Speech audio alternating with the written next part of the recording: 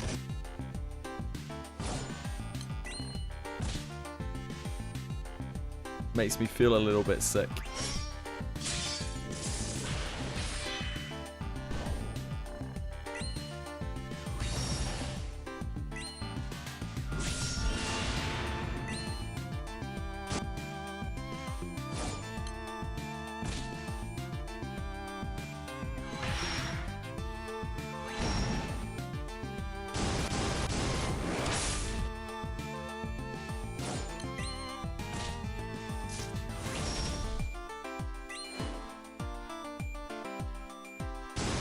Yes, Halloween where she goes trick-or-treating in a cute and non-revealing outfit. Acceptable. Christmas where she's dressed up as a Christmas elf in non-revealing clothing. Yes. Fine.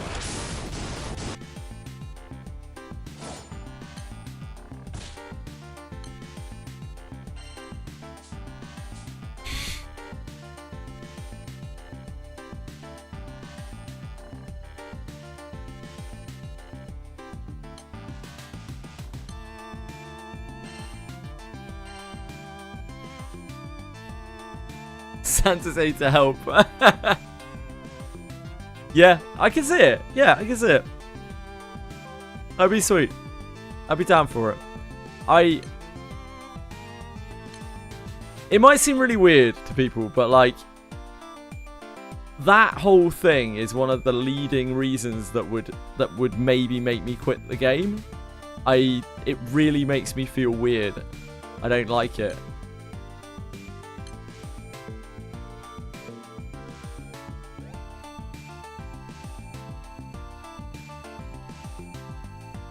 Oh, that's cute. That's cute, Elysian.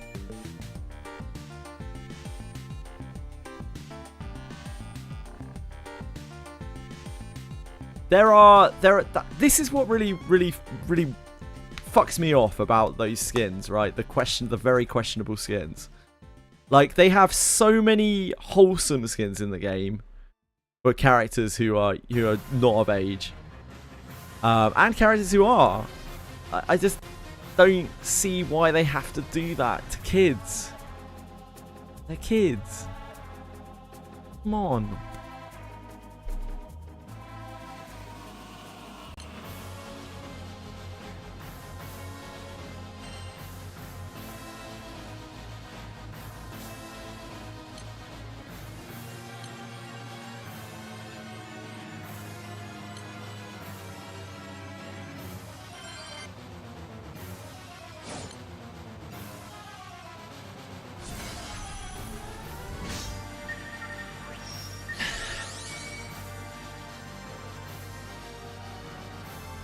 100%, 100%. I've seen a lot of really cool interactions in the side stories. These like very parental figure stuff.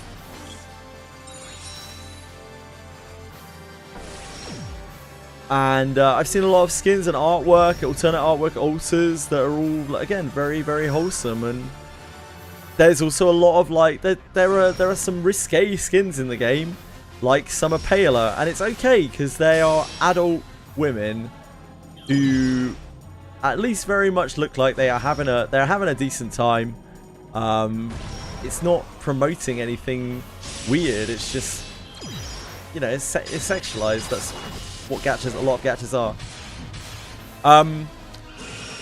I've always cared about me, but I've cared a lot more since I saw a Blue Archive like announcement conference at a con, and the developers were like talking about the little girl's body parts to all of the fans, and all of the fans were going, yeah. That's fucked up. And there's no two ways about it. That's fucked up. That whole room shouldn't exist. They need fucking throwing in cuffs.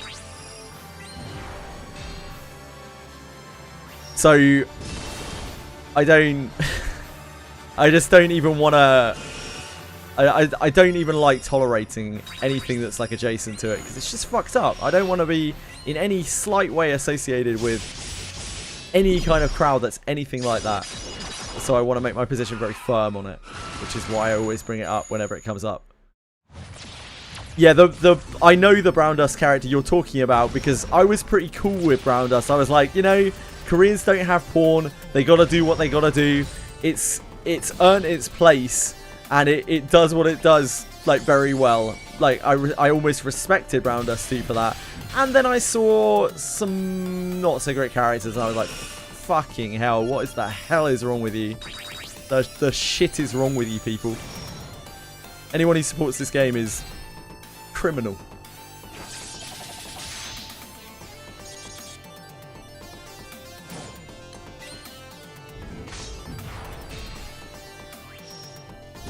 Now, I think what we have in Granblue Fantasy is a far cry from any of that, but like still a little further down the rabbit hole than I would like.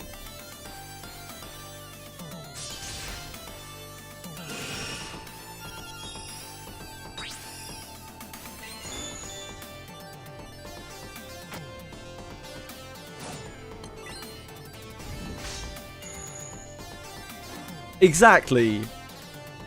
Nikki, like, there are two things that weird me out, and one of them you don't see very much at all in gacha. In fact, I can't remember the last time I saw it. The one is obviously underage. Like, I don't need to explain it. The other is where they show characters that are compromised in some way and are clearly not having a good time. That is also very fucked up to me, and I do not appreciate it at all. Like, if a character's looking scared or like crying when they are being sexualized, that's really, really fucked up. And I find it very hard to play games where there are either of those things. Fan service, I mean, it just is what it is at this point, isn't it?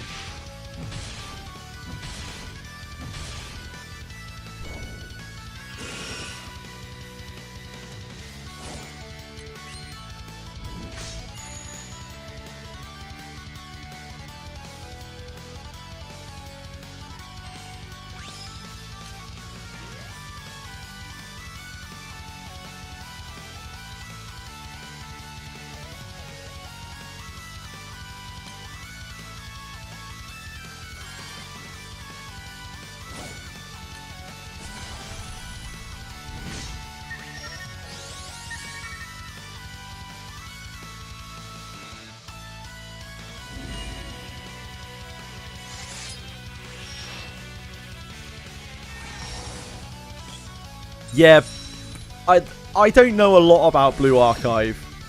I will throw my hands up and say, in fact, I'm very proud to say I know very little about Blue Archive. But it seems that over time, their characters shifted in certain ways to appeal to certain demographics quite unashamedly.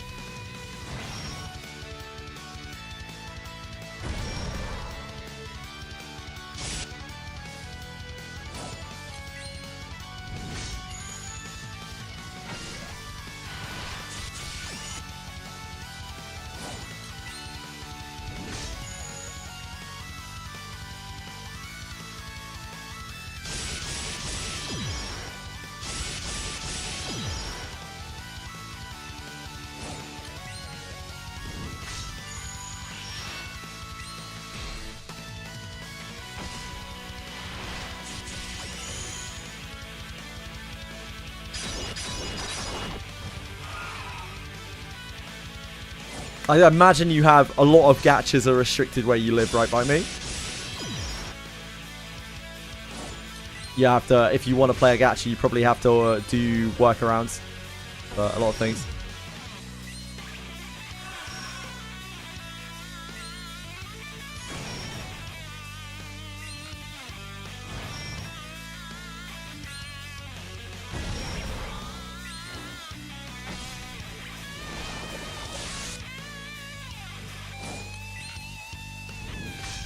Like, I don't know about Nikkei. I don't know enough about Nikkei.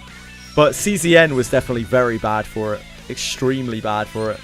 I felt not great playing that game, and I was relieved when I stopped playing it.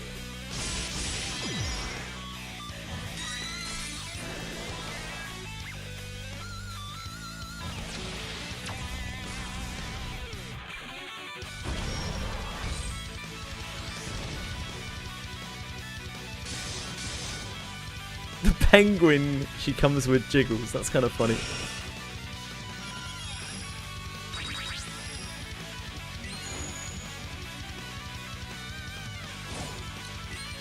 Yeah, I don't know enough about Nikkei. I don't know enough about Blue Archive to really comment either. Just that, you know, from my few observations of the game, it don't look good, and that like con thing that they did, and I'm sure it's one of many. I don't know, man. Probably for the best, to be honest, by me. If anything, that's one of the best protections a lot of people can have, is their government being like, nah, we don't want this shit. Maybe it would be better if more governments were like that.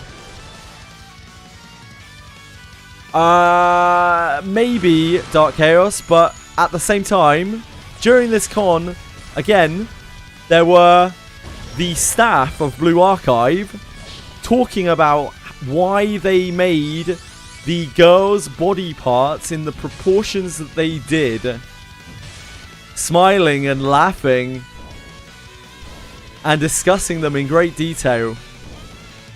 So, whether or not it's the game Blue Archive, it's certainly the devs playing into the fan base.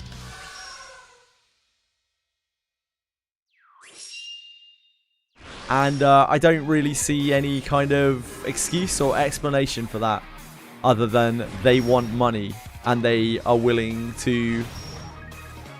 Yeah, well, yeah, I don't even want to finish the sentence, really.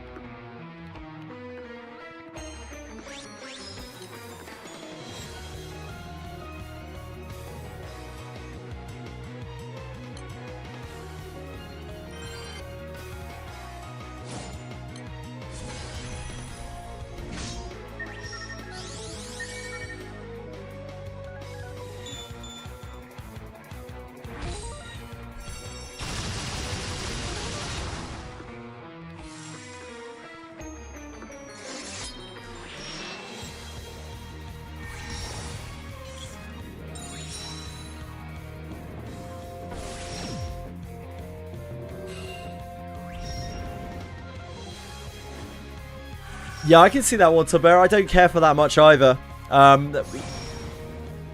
quit CZN before it happened, but they released a character called Tifura that people took great joy in linking me to because they knew it would they knew it would trigger the fuck out of me. And it was like this quote-unquote like 21-year-old who looked like a 12-year-old girl or a like 10-year-old girl. She looked so young, and constantly when you have her cards hovered, she's just like flashing her panties to the cam. It's just... Oh man. It makes me angry thinking about it. It makes me real mad. Like, what the fuck is wrong with those people?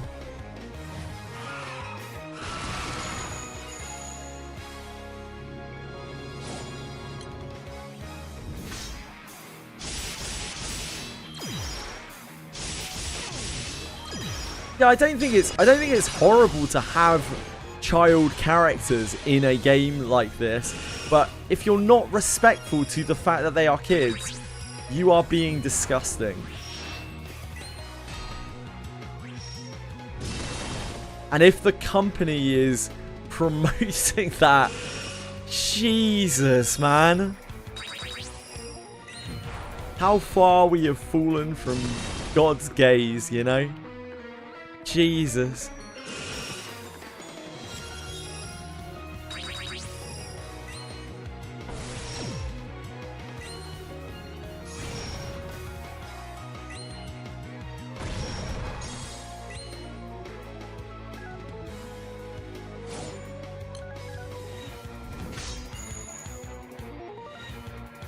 I've not been concentrating on this at all. I do actually have to micromanage this a little bit, or we get our characters killed at the 70% trigger. But it's okay. It doesn't really matter too much. We'll get our books, won't we? Serenia was... Serenia... as far as I know, Serenia was at least, you know, an adult woman. Serenia wouldn't have stopped me playing the game. See you later, son. Take care of yourself, man. A woman wrapped in ribbons for Christmas. Like, I've played enough gacha to be like, well, yeah, okay. It's the same with, damn, what was her name? The Blade woman that came before her. Yeah. I forgot, Yuki or something? I don't know.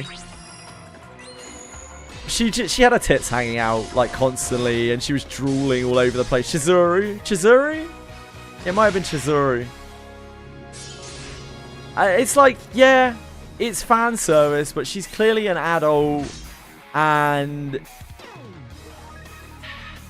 it's a Korean game. It's kind of porn for a lot of people. I get it. It's whatever. Like, it's not. I'm not gonna let something like that ruin my game experience if I like other parts of the game. Well, was it Yuki? I don't know. I don't remember their names. I think it might have been Yuki. I don't know. I can't remember which one Chizuru was if it wasn't Yuki. I don't know.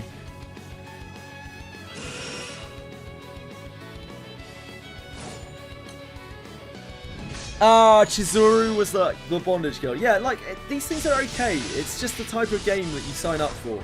I get that. But yeah, if I was still playing and Tifera came out, I don't think in good conscience I could have kept playing. Because that shit isn't hidden away. I cannot play with that character. I cannot pull with that character, and I cannot play with that character.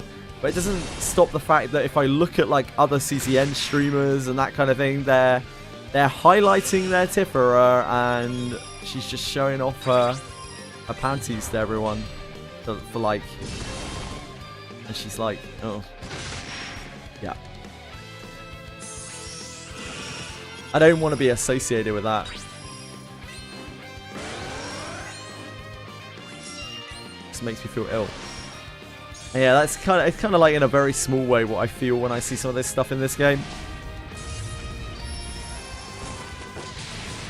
But it's nowhere near as bad.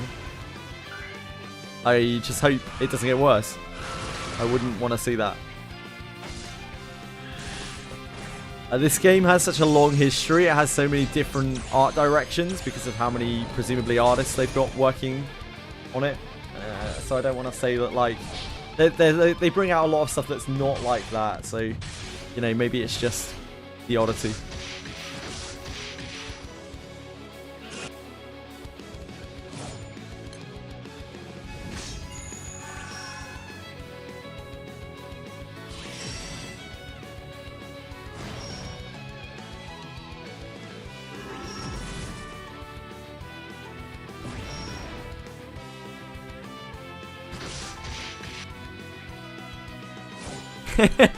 I do appreciate that, Roxas. I do appreciate that. I'm past the point where I really care about regular fan service. But it's nice to see men objectified as well. That is refreshing.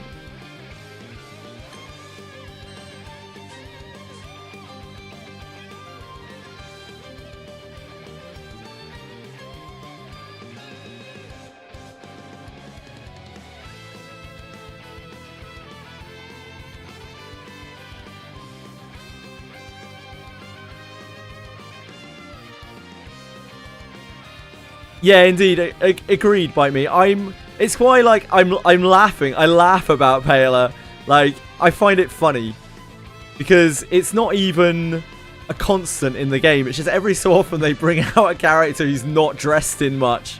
And I think that's fine. Like, we've got so many characters and skins in the game. I don't think it's an issue. I don't care. Like, I genuinely don't care. I would have a problem in a game like Nikkei where almost every character is like that. It's just a bit overwhelming for me. I don't like it. I don't have like an ethical or moral problem with it. I just don't like it. Same with something like Lost Sword or a game like that where like almost every character is just like tits and ass and it's just constant. It's like constantly being rammed down your throat. But I don't think that's the case in this game. It's just some of the characters are sexualized. It's okay. It's fine. I would just like it to be the characters, just the characters that are overage, please. Thank you.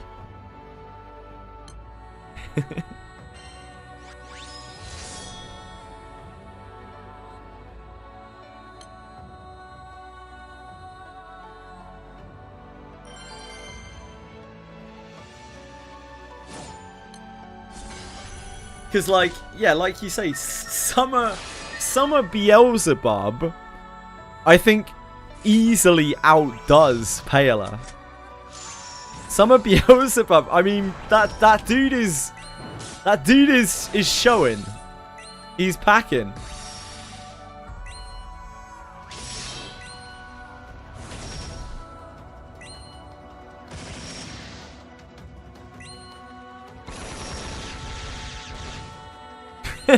I wouldn't be 100% happy with showing it because of that reason. Not because I don't know. He certainly is, Libra. He certainly is. There's not a lot that's left to the imagination with Summer Beelzebub. And I don't know, man. Like, I think it's okay. It's okay for it to have some summer skins that are like that. I don't care.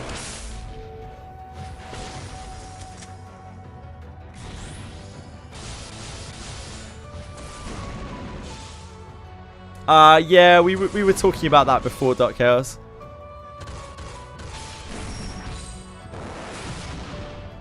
The Lily art makes me feel very uncomfortable. And Bite Me, Link Me to who was it? Is it the Divine General? I don't think I still have it open. I think I closed it in a fit of rage. Yeah, I closed it in a fit of rage. Summer Andira. Yeah, that's not good.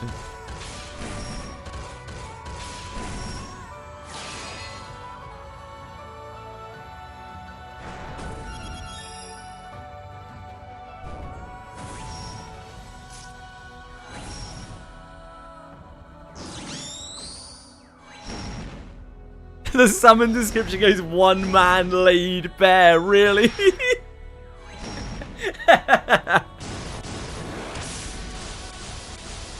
I think there's a point where, like, that stuff is funny. It's funny to me. It's like so brazen, and it's so, especially when it's so different to a lot of the other artwork in the game. It's just like, yeah, that's a good inside games. Like, hats off to you for some of Beelzebub, but yeah, some of the other stuff not so much.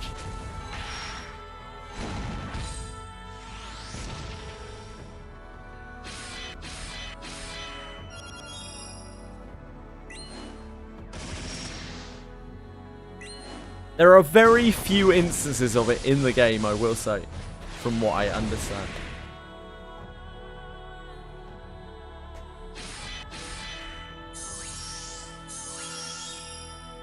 And because of the plethora of other artwork that's not like that, it doesn't really make it okay, but I'm sure there are a lot of artists working on stuff.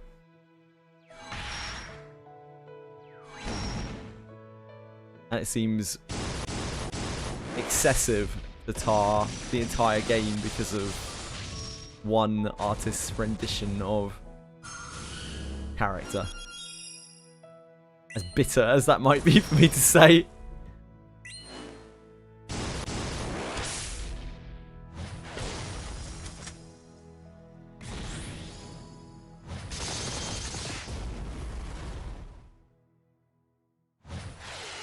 There's a passive called Climax, which will also end up wiping you. Belial is one of my favourite characters in the game. I love that they wanted to go further with it, but they felt like they couldn't. They wanted to go much further with Belial, with like all of Belial's sex references, innuendos and stuff, but they actually felt like they couldn't, and that's hilarious to me.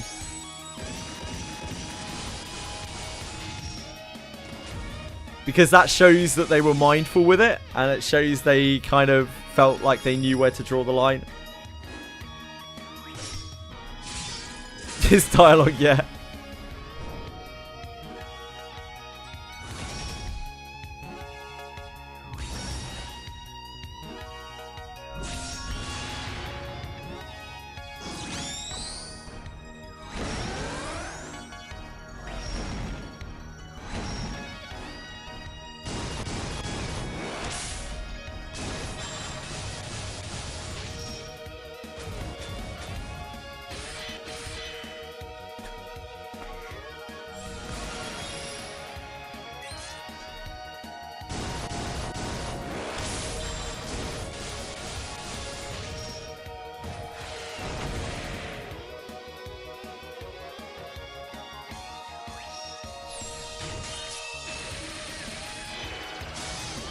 Seem to have been shot to death. Michael's got this, I believe.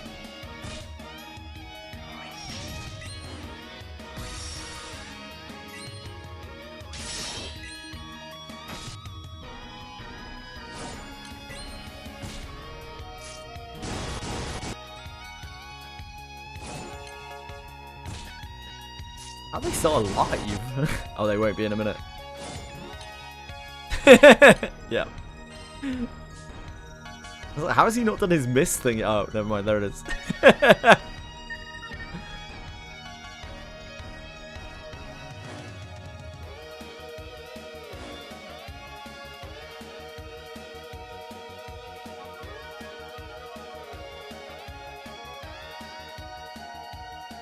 Anyway, I'm sorry we talked so much about that today. I'm sure it must sound like it must be a broken record, especially because it's concerning a game that you guys enjoy. I apologise if it leaves any kind of bitter taste in anyone's mouth. Just a bugbear of mine.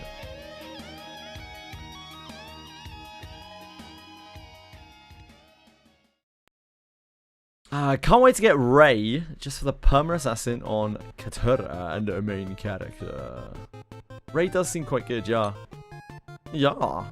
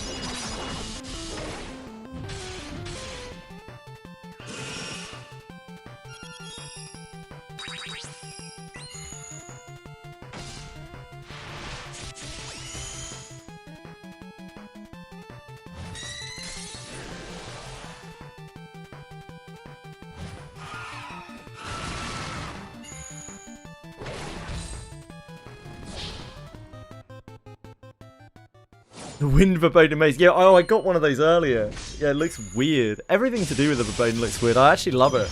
I actually love the aesthetic of the Verboten. They went full, like, uncanny, creepy. Talking about artwork, on a very positive note, for Granblue. The monster art or enemy artwork is always gorgeous in this game. They do so much good work with it. Stunning, like stunning models.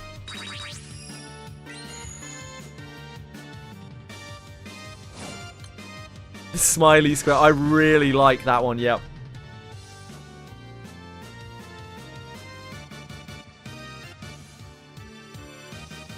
Well, Akiben, if you hadn't skipped the quest of the odious boss... I don't even know if you did. I read it just the other day because I only unlocked Odious yesterday, or the day before.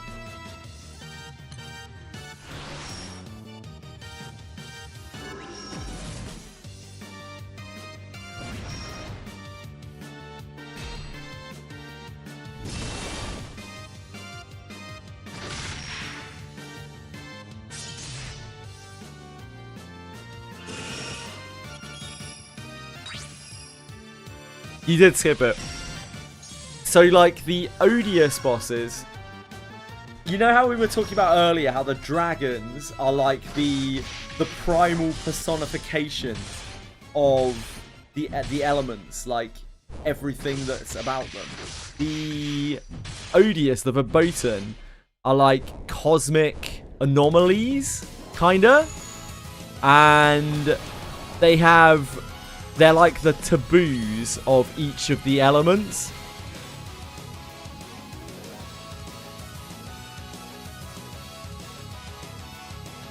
So they're kind of like the opposite.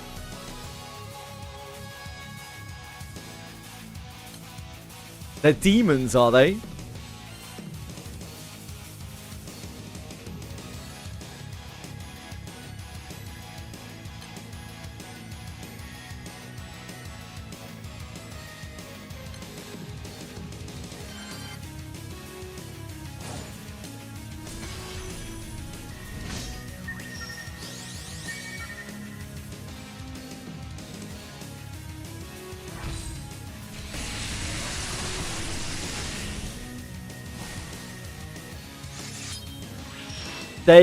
The things that are taboo, that they forsake, like give them some kind of immortality, and that's why they're like godly presences or demons or whatever you want to call them.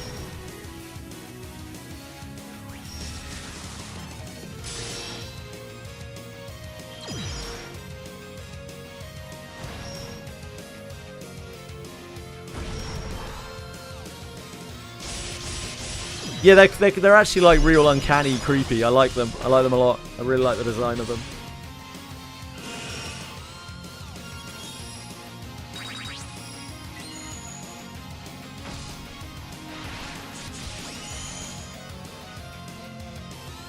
Ah, I took the joy away by opening it on my phone, but we got a set of Spade. I don't even know how many we have now. I know that once we're done with Sede de Spades, we are going to need to farm it about 6 million times more to get the mats to upgrade them though, so it doesn't really matter.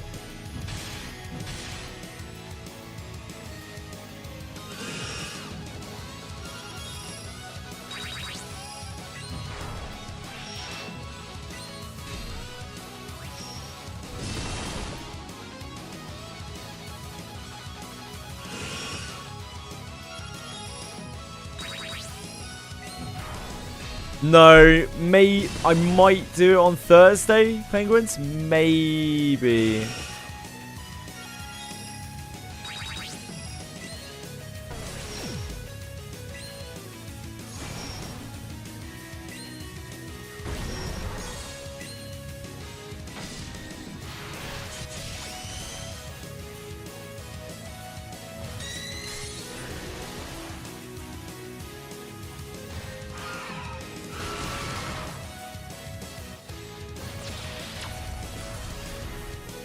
So I remember someone said before as well with the odious, with the verboten, that apparently their flavor texts have these weird, like,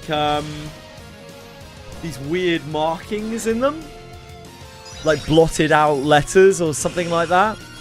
I haven't actually looked at them. Oh, we can have a look at the summons now, can't we? Maybe we can see them on there. And those apparently spell out different words.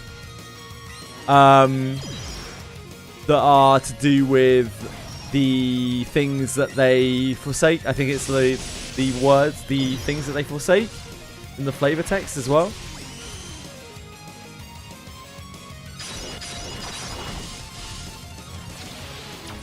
Unfortunately, unsurprisingly, my knowledge is very, very lackluster. I apologize. You see that on the wiki? Oh, cool. Where do I find that on the wiki?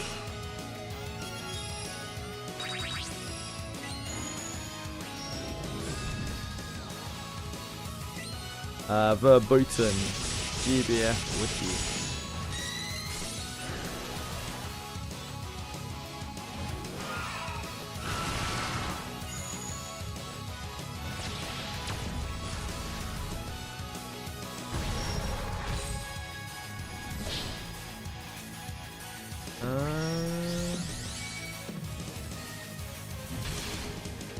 Oh, thank you.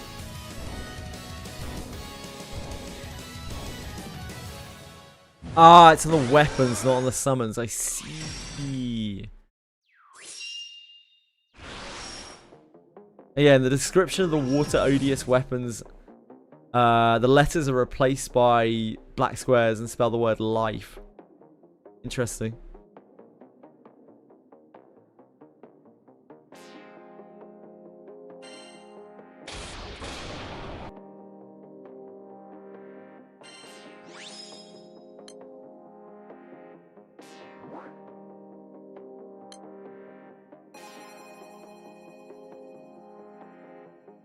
Ah, yeah, I see. This clash is special. Xeno weapons that drop from clashes are more likely to have potent AX skills. Oh. The more you know.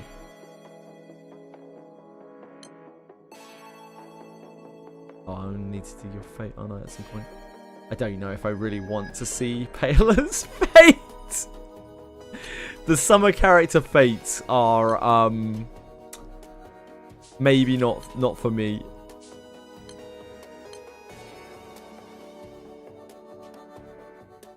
We should try and use Paler in here, really, shouldn't we? I don't think she's going to help at all, but...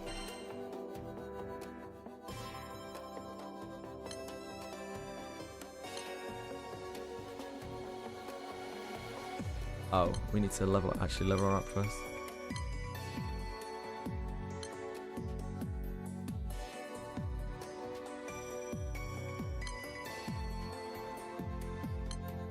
In order to summon it spells life.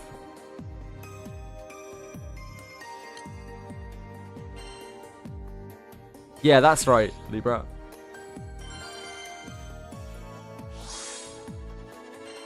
So I believe that's what that verboten forsakes, is it not? That's the taboo. Life.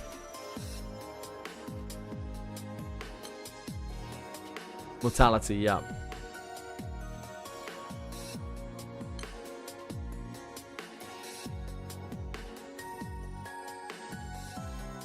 It's pretty cool.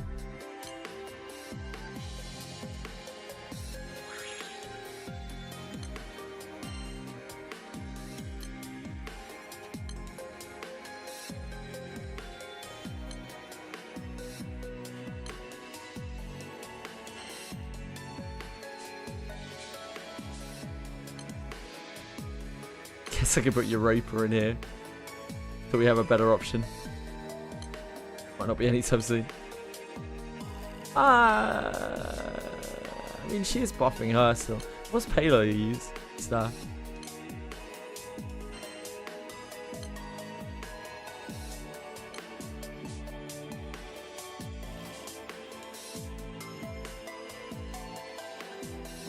Yeah, it's not really that much of a mystery.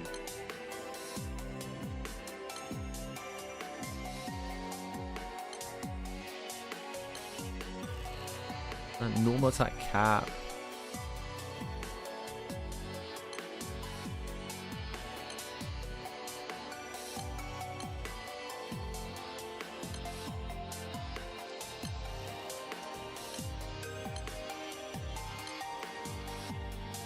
That damage cap, critical hit rate, skill damage.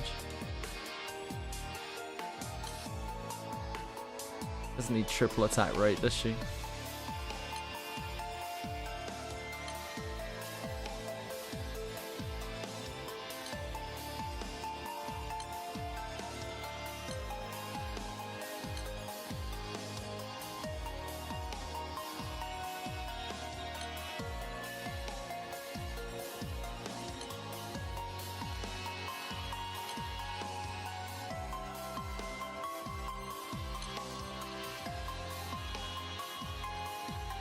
Does not need triple attack. Kit's probably this one.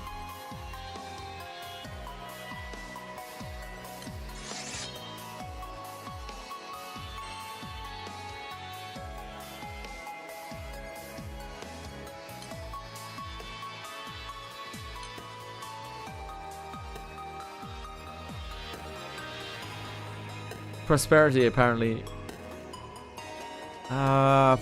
I don't know.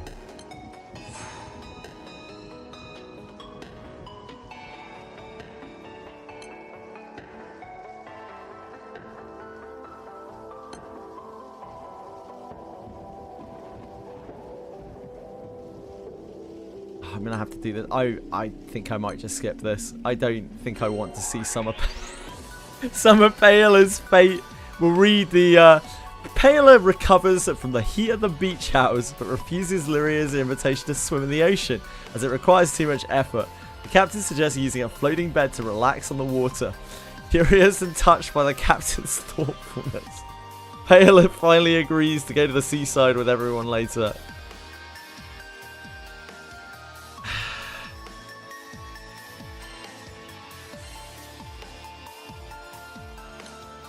As she floats leisurely on the ocean, Paola realizes that now may be the only time she can witness this particular moment with the captain and the others. The crew notices dark clouds hanging overhead and makes for the shore, but Paola's float flips over. The weather soon clears up again, and the captain rushes to rescue the drowning Paola, who loses consciousness. What a hero we are.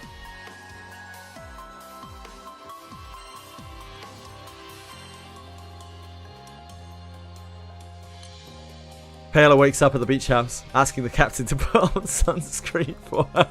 She turns and shows the scale on her back to the captain. She reveals a secret involving the divine dragon, explaining that her scale was caused by the storm earlier.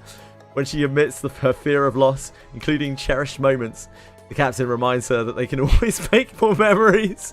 Paola is comforted by this, and the trust between the two grows stronger. Ah, Jesus fuck, man. Okay, thanks. Thanks, Paola. Thanks for coming, mate. Yep. Glad we skipped that. Right. How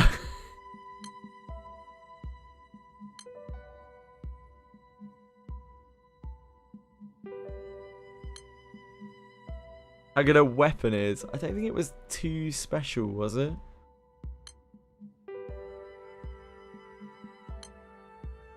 So we won. Do we even want on this? Dodge? I guess both that dodge and defense are fine. Skill damage cap. What are we looking for? What are we even looking for on this? Because you can't get normal attack damage on the ring, can you? Over mastery, GBA. Skill? Is skill okay? Because like she does use skills. What else would we take? Oh, stamina. Obviously stamina.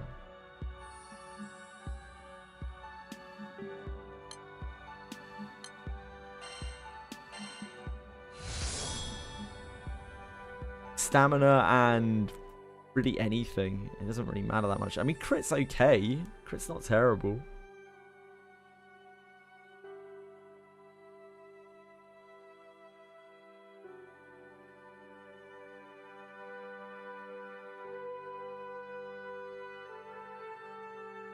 Yeah, like what else can we really possibly take? It's a very low roll on crit. Like the lowest it can possibly roll, I think. I don't know what we take for this. I don't think it really matters. Like, she doesn't do healing, does she? Paola do healing? I don't think so. Yalla.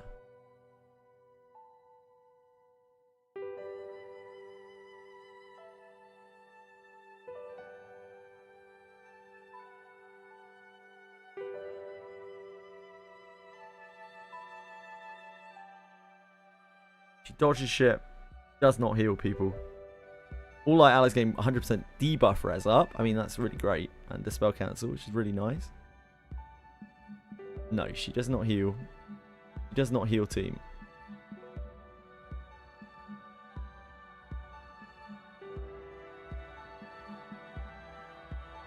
I mean, this is better.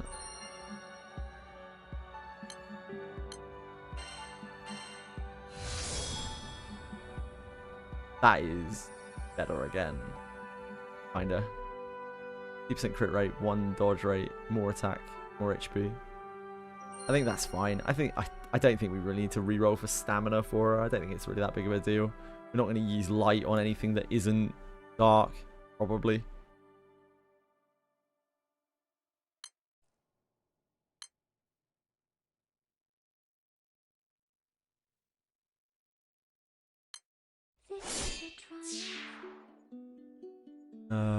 Making a note here, huge success. It's hard to overstate my satisfaction. Didn't do my free pull today until I picked my spark unit. Just like 3 pulls left over. Whoops, got paler. Oh, nice, congrats. For the good of all of us, except the ones who are dead. But there's no I guess we'll. Since you reminded me, I guess we'll go do ours. you just keep on Wait. trying till you run out of cake. And the science gets done, and you make a neat gun for the people who are still alive. Draw limit 1 per day. 1 free draw daily. Oh my god. What? This is a scam. I'm being so sincere right now. Unbelievable. Even though you broke my heart and killed me. Oh, we got a plus mark on it. Okay, never mind. I take it back. And 3 years plus mark in my life.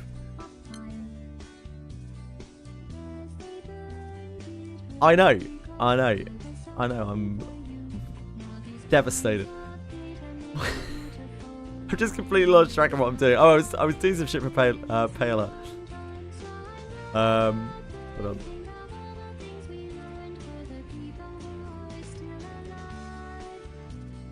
It's the time of the night where I'm very easily distracted. I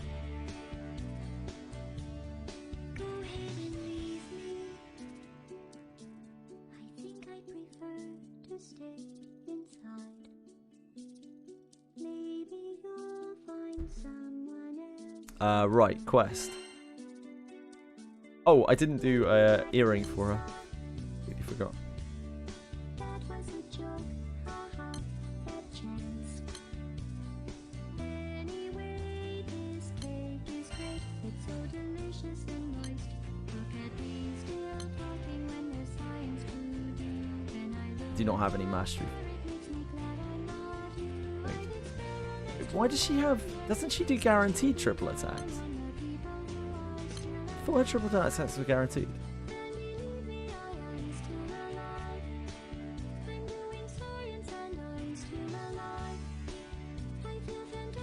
Ah, no, they're not. Okay, she doesn't do guaranteed triple attacks. The second attack of double strike or higher effect. Shock beast attack. I'll start Dragon Splash effect to Paler. Attacks from foes.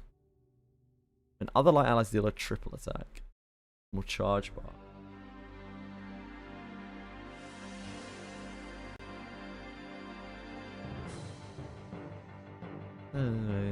Boost to attack.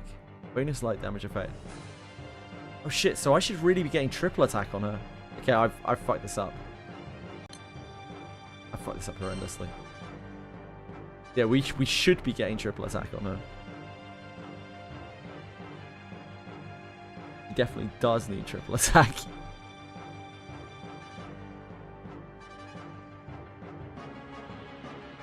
Okay.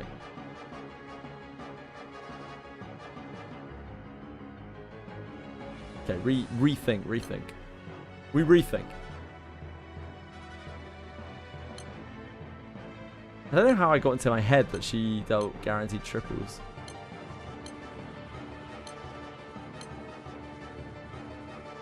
$1.2.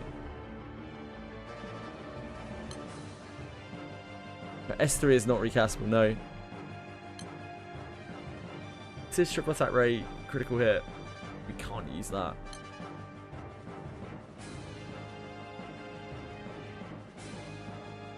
Fine.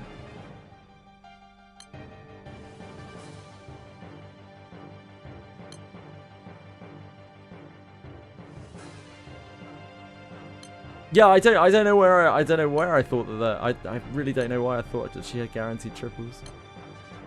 Right.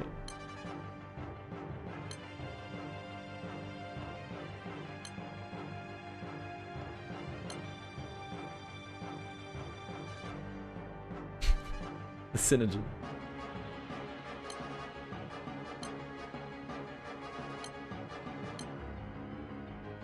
This is kind of fine. I mean, this doesn't really do anything, I guess.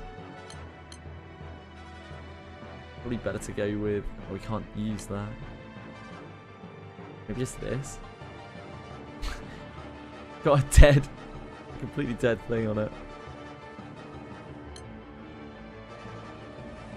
Nothing here is very ideal.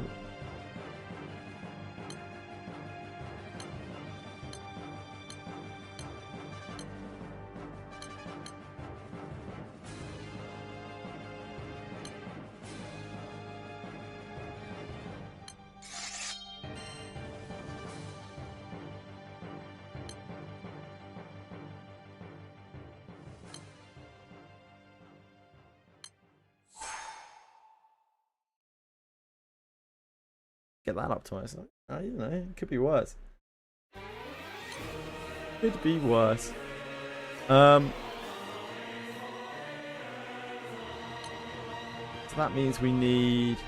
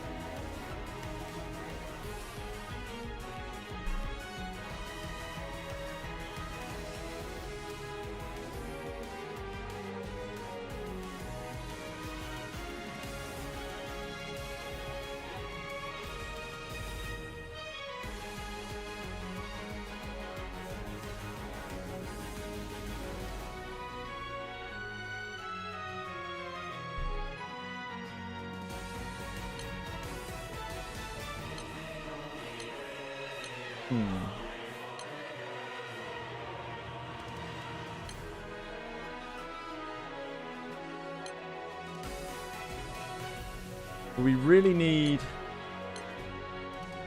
We do have something OP. Definitely need that.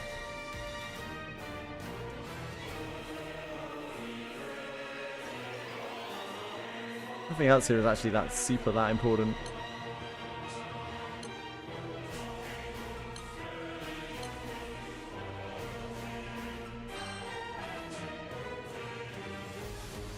We need this to be triple attack on the second half, so it needs to be like stamina triple attack, or oh, I shouldn't have replaced that. Doesn't matter though. Stamina triple attack or crit triple.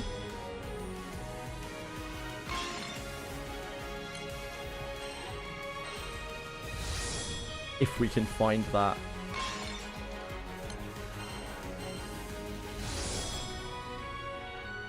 I mean, that's better. That's not awful. It does actually do chain attacks. It's not great though. It's not ideal. Depends how many of these I can really afford to chuck at this. You don't have all the rings in the world. Might be fine just for now.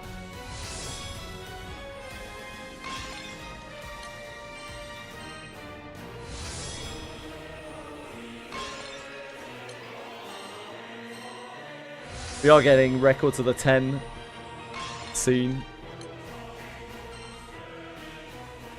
Safe bones I find in Daphne.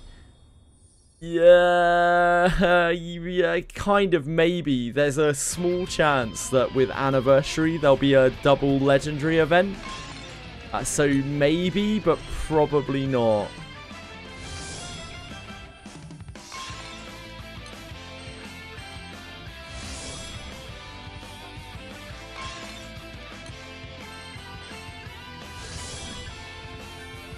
We are shooting for a very rare combination here. Right. Might not be worth it.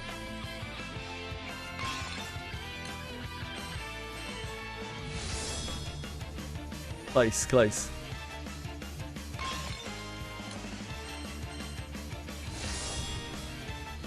Close.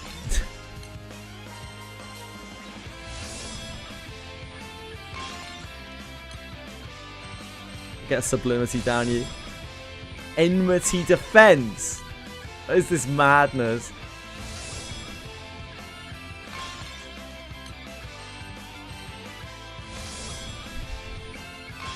This is absolute dross.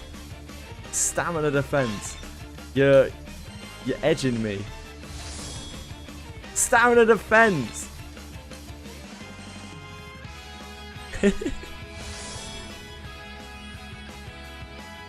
Yes, TikTok.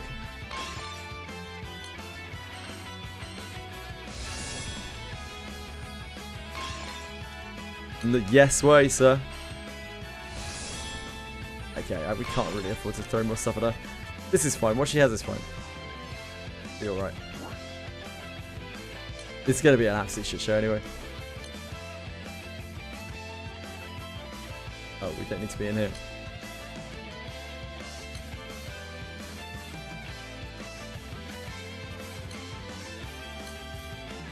Right, God help you soldiers.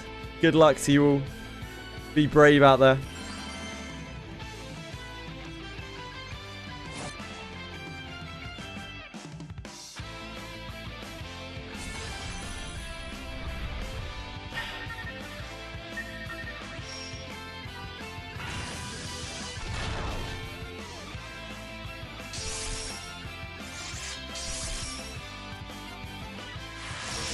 I still didn't put earrings on her.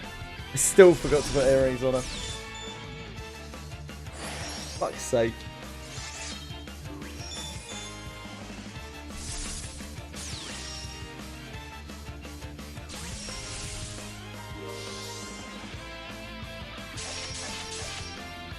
Dark resistance, get out of here.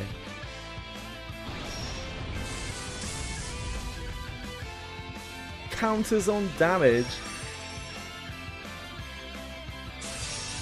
Scam.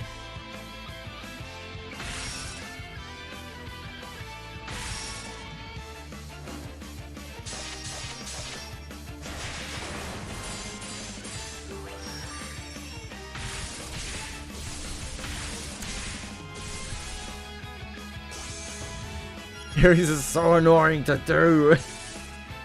Ares is pretty chill.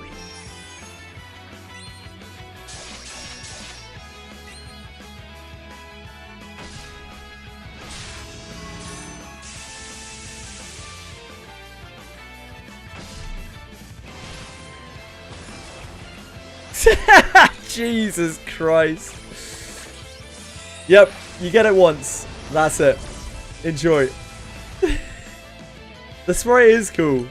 The charge attack, yep. It's something. It sure is something. There you go, you all know now.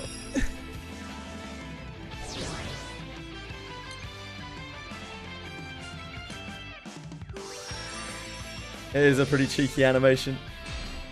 You're not wrong.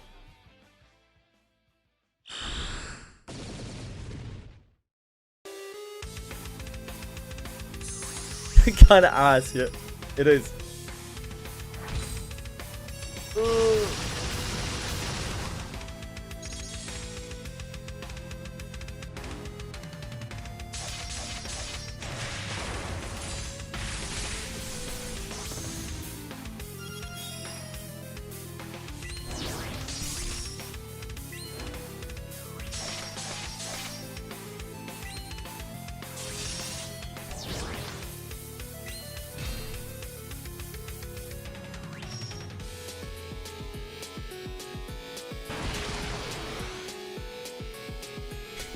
I appreciate it. I love the K18. Just these numbers. Makes me love K18 all the more.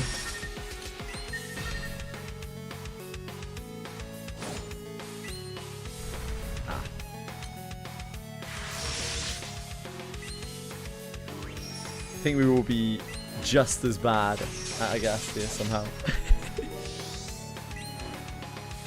Fine, Pale is about to pop off.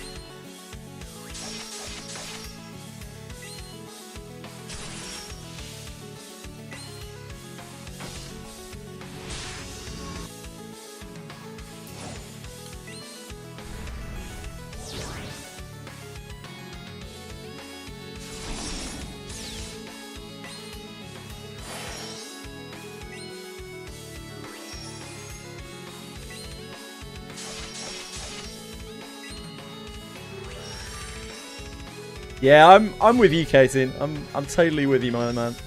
I feel exactly the same way.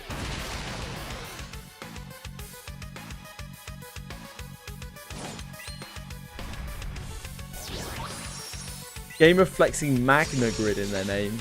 Where?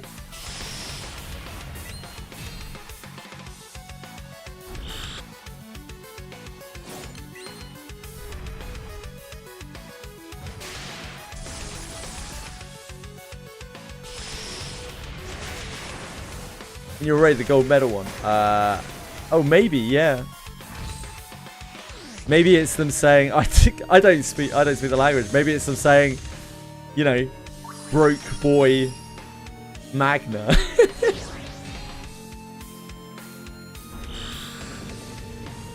Maybe they're ripping on filthy casual Magna players. And rightly so. Being Magna is disgusting.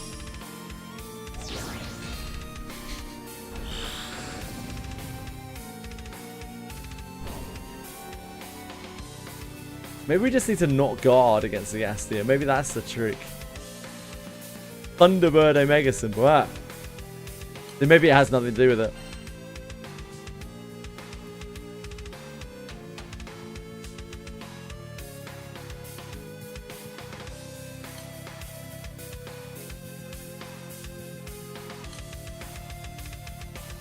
They're ripping on you. Surely not, Libra.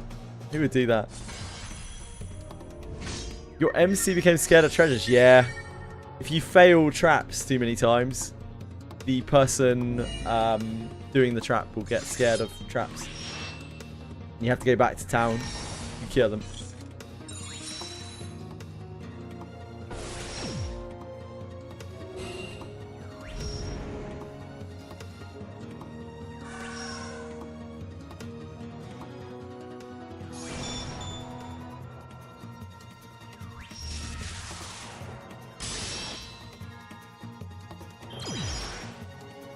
Gahatia puts a debuff on you that adds supplemental, so guarding doesn't really work unless you have a shield. Yeah, I think I kind of knew that, but just was too late to turn my guard off.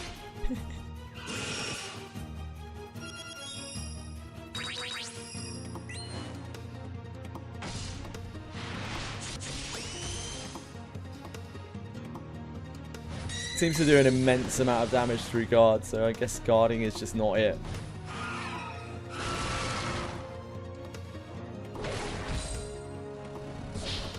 It's like guarding against Seraphon is completely useless. Practically completely useless. He doesn't give a fuck.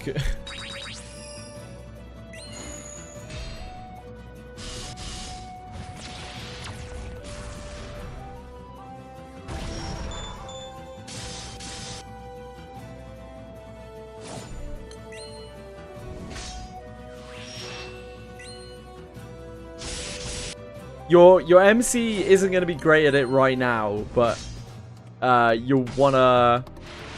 Not that far down the line, your MC will be able to get Thief, and then you'll be off to the races with it. The problem with traps in Wizardry is in Abyss 1 and 2, you can just take any Thief you want, and they'll be able to open your chest. But as soon as you get to Abyss 3, it all goes out of the window and you need a real solid game plan as far as chest opening goes. It's really awkward. It's actually terribly designed. And unfortunately, it's something that they have not addressed as of yet.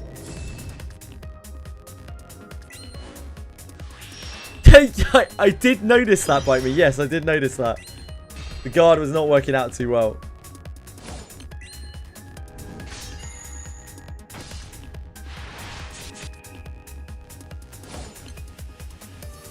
It was quite funny though.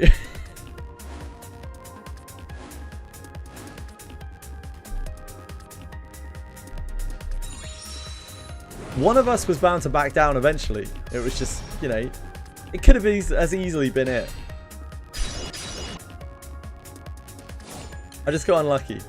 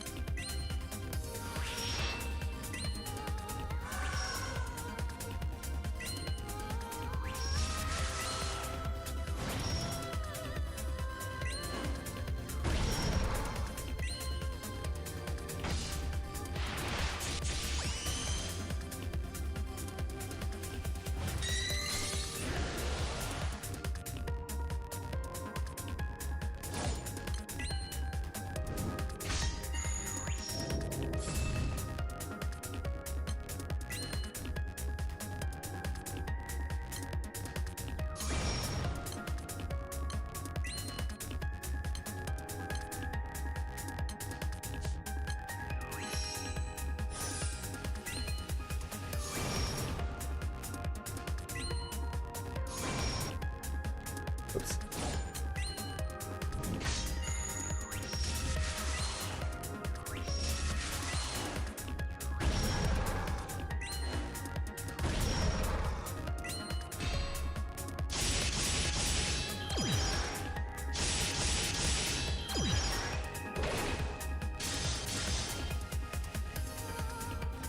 She's dishing out the pain, is she? I'm glad Prish is working out well for you.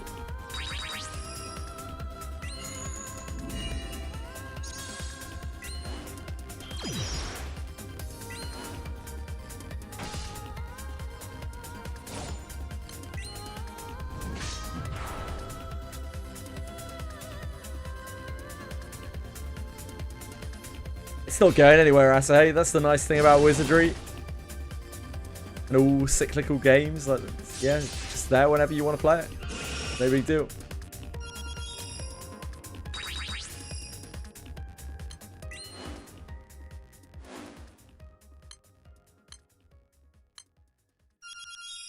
Oh, we're on your block turn. Well, shit. Well, shit.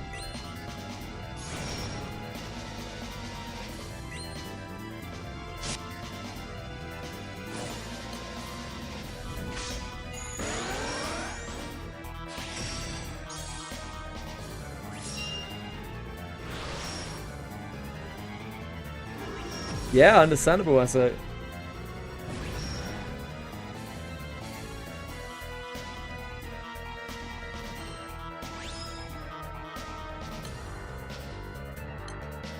Oh, there's our Agastia clue. Try again with our auto guard off. If that helps any.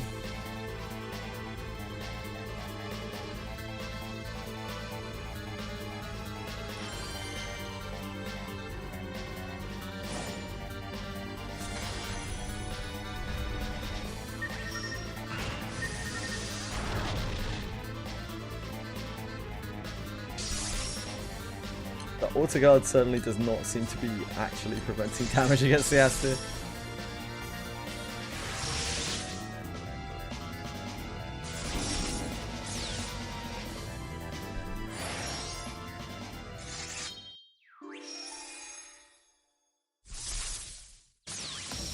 Seem to be getting a full face of, I guess, the ass.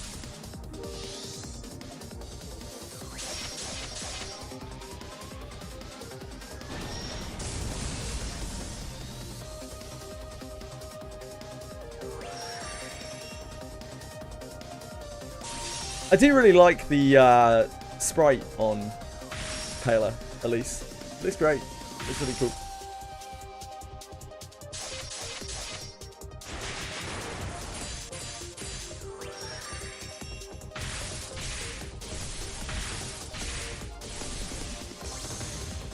Oh yeah, so it triggers each time he's double striking.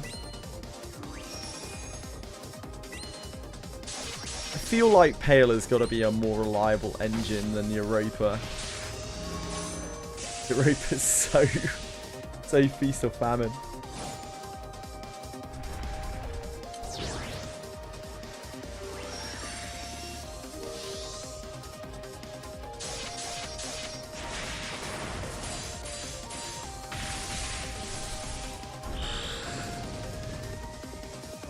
I don't know. I'm pretty sure we might have needed to guard that. That seems like something we may have needed to guard. I don't know.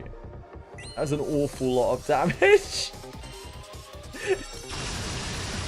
I'm not sure about that one.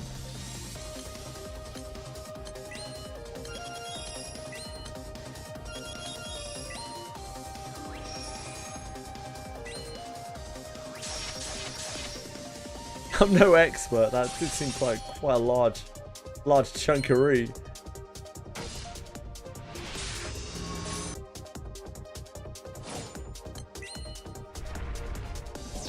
A little chunkarino.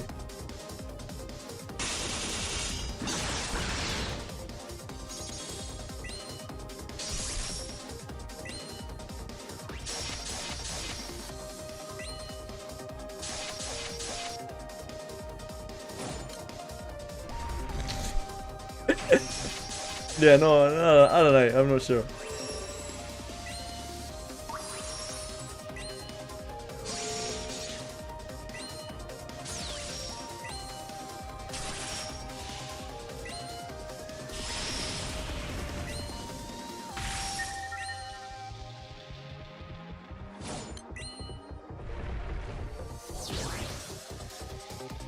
I mean, we did do more damage.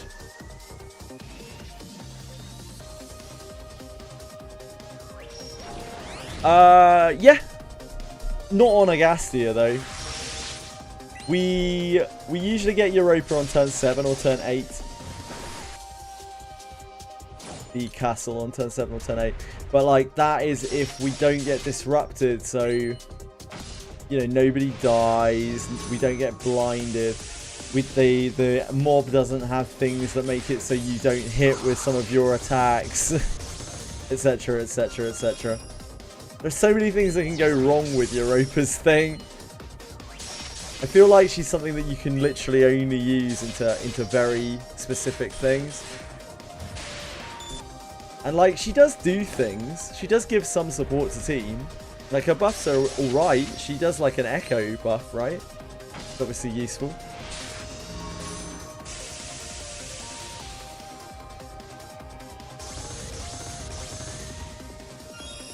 Oh, look at him taking that like a champ.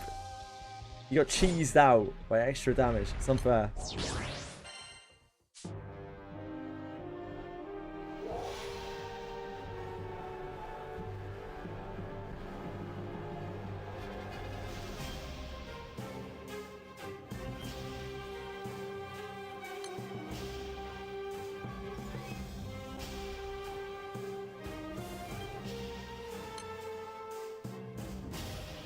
But like, I don't know.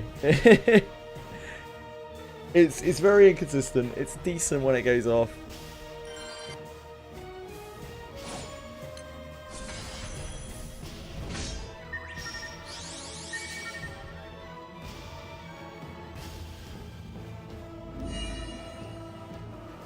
My light just has no survivability at all.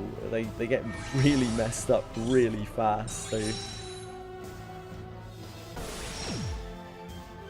if the enemy is disruptive or deals a lot of damage, that's how we don't get to that turn happen. And manualing doesn't really help very much either, because there isn't really that much in terms of options that I have. Autoplay is just my manual play but faster.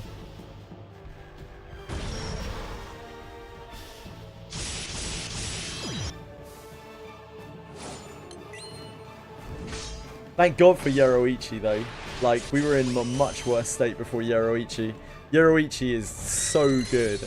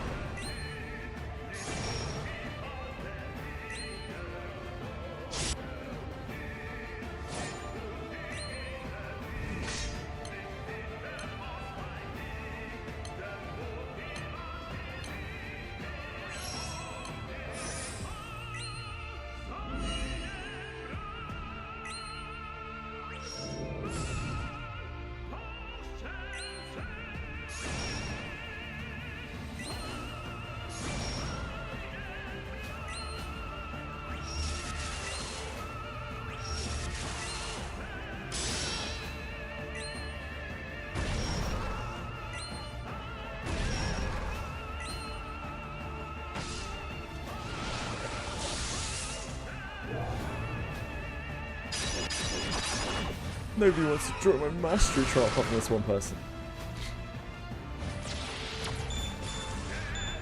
Ah, there we go. The wine worked.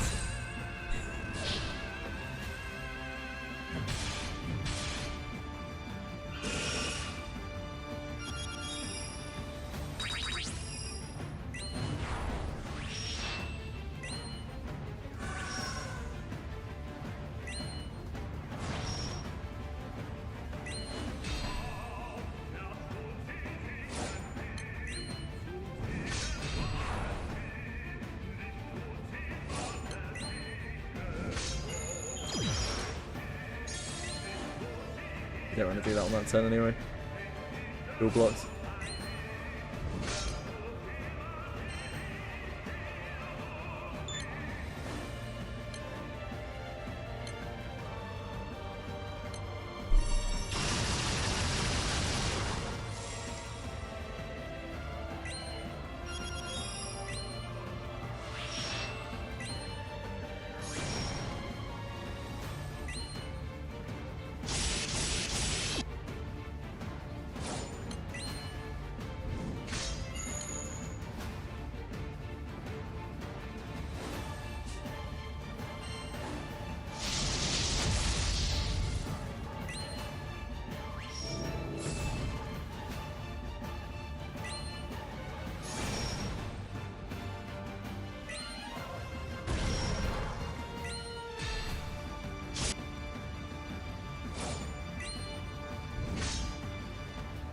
Need to bounce out of here.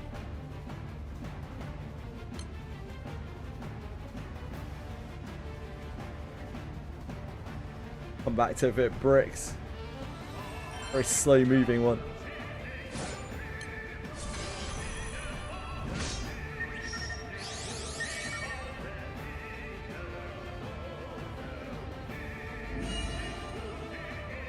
Oh, are we? Oh, we're very close. We're done with Martial Mastery.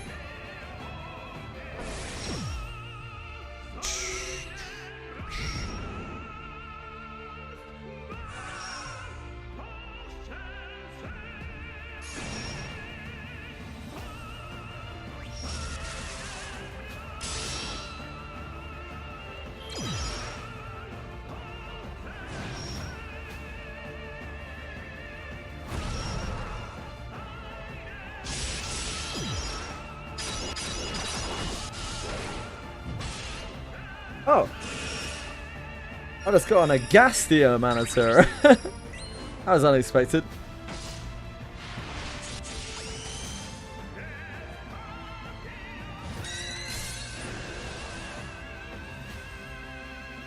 Oh, Gastia.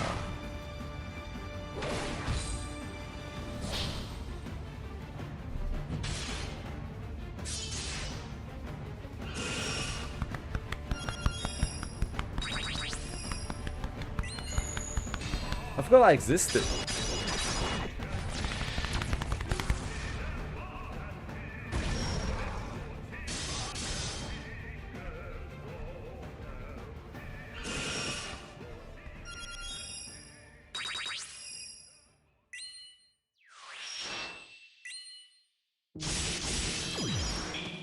Okay, to steal my sands and it's gonna come Manazura, yeah.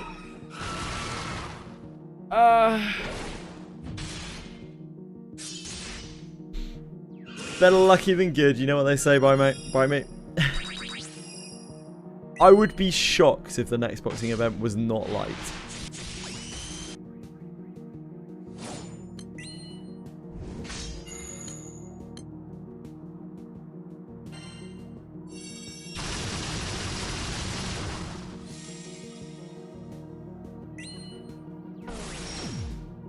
$30 for your FP, yeah. I gained a lot of FP today. I might actually be able to buy the gold brick. If I even want to buy the gold brick, I don't even know anymore. Probably.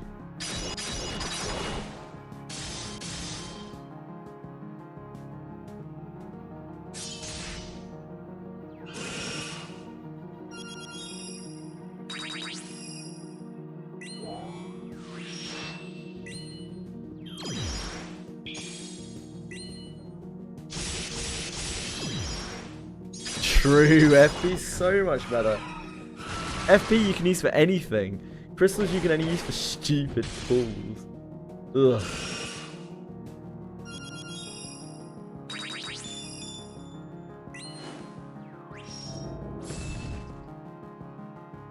If only they had a legendary merit event where you got a legendary merit every time you completed something, then I'd be able to get 100 of them and trade them for 3 pulls. It's so good.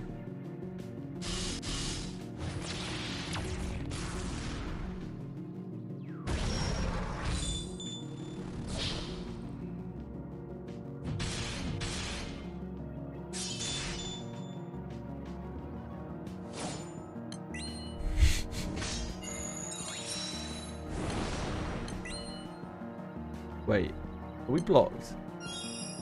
No. One way to find out.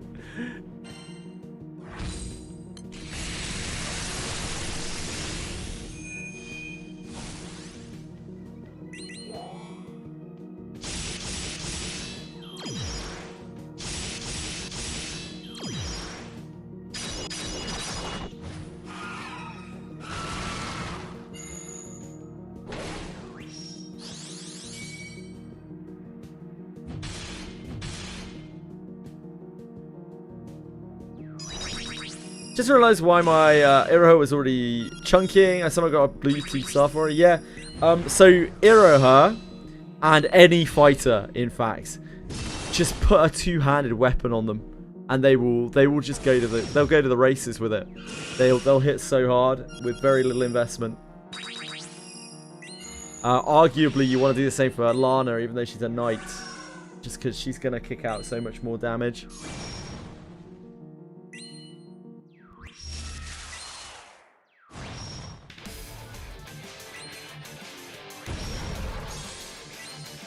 Yeah, nice. Yeah, perfect.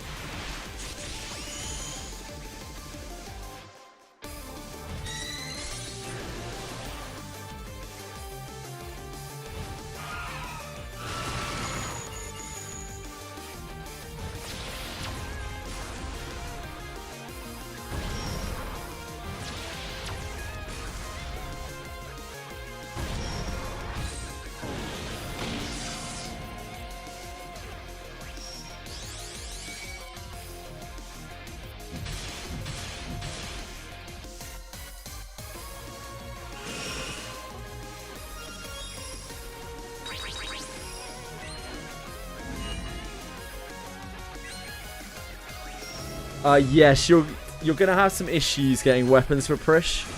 We don't really know how that's gonna pan out because they're presumably gonna have to make more ways to get that weapon after the collab ends. I guess, or they could just maybe they don't need to because they're leaving the castle in, so you'll always be able to get weapons from there. Yeah, maybe not. You're gonna be able to get upgrades as you progress through the story by either going to the shop in that town, in the collab town, or going into the ruins and farming stuff. Yeah, maybe they'll add it to 4 Drake loot tables, yeah. But regardless, you'll be able to get it at the actual place as well.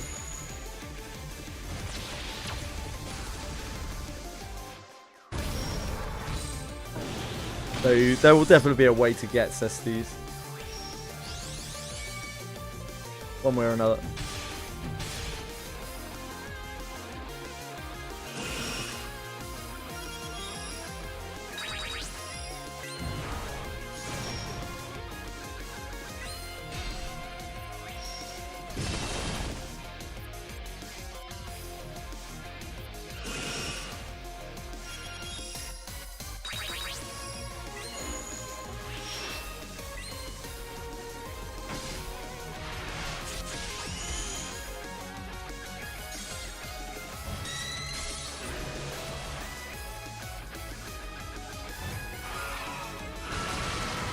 Yep. And although I don't think it's the case for bronze to iron, but for later rarities, later qualities, ebon steel and steel, the attack coefficient on the weapon goes up, so it will deal even more damage than it looks like it will from the upgrade, because it makes your attack power worth more when you upgrade to them. I think bronze, iron and steel might be the same coefficient, but ebon steel is definitely a step up, and then silver is a step up from that. The gaps are quite big between those weapons.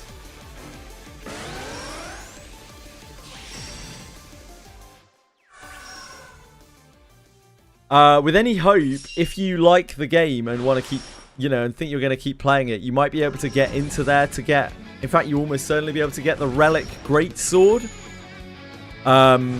Which is, you'll be able to tell me, it's Ragnarok, right? And that will be incredible on Lana. That will absolutely smash it on Lana.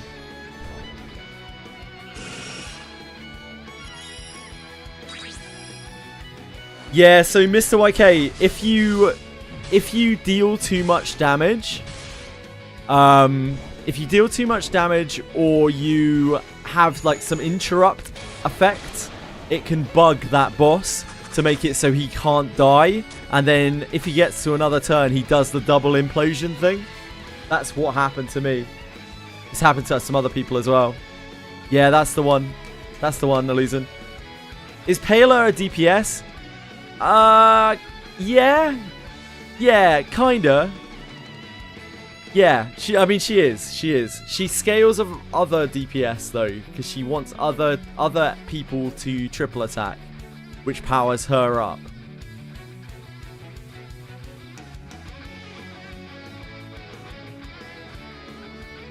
Yeah, she's kind of like a DPS and a support. She both needs to be supported and also offers support to her team.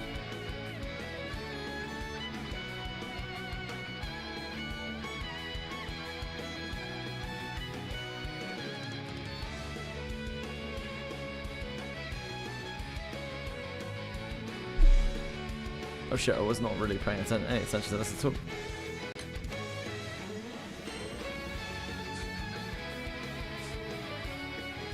I don't even know how long we were dead for. My brain just turned off. It's that time of night.